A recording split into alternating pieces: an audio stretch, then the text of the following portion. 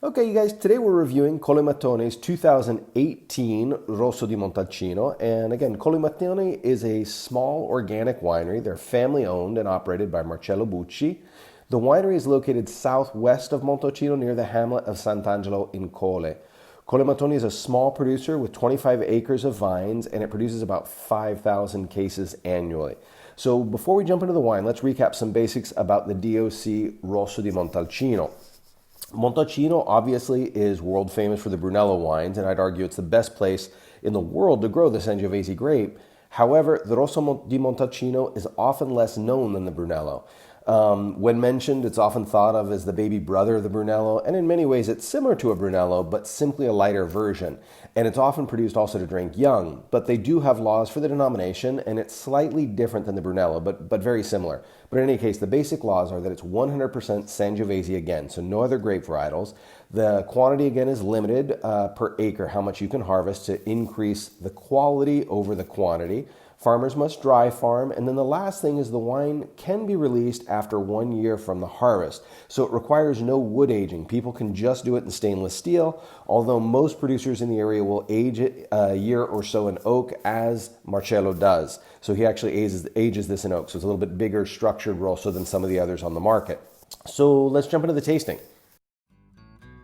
Sure don't want to have to go to Tucson, Arizona to ply my trade no more.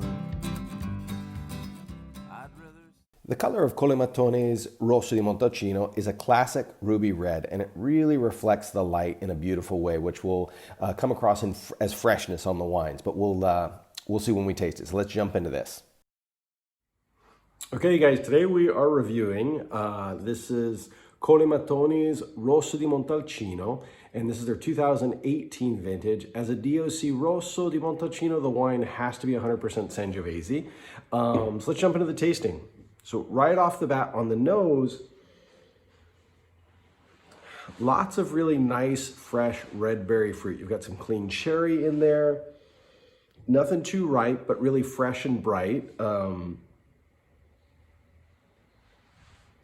wine has kind of this nice hint of balsamic, and there's even kind of this citrus note at the end of it as well, but really, really nice aromas. It's subtle, which Sangiovese should be. It's always going to be subtle, but really clean, bright fruit. And like I said, a little bit of this spice here. Let's jump into the tasting.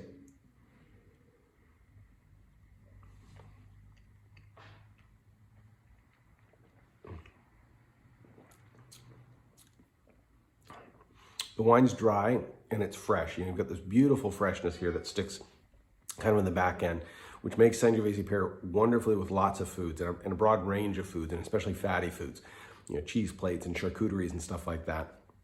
But it also has a nice minerality. It has nice tannins. They're not too strong. The wine is very drinkable today, but it has enough tannin to pair with, even a sirloin steak or something along those lines. But these types of wines are probably the most versatile when you're thinking about what to put them with at the table. They go with a whole host of different things.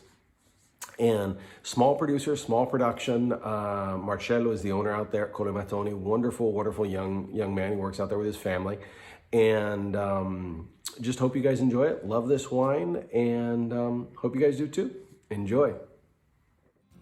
The waves crash heavy on the coastline, and that helps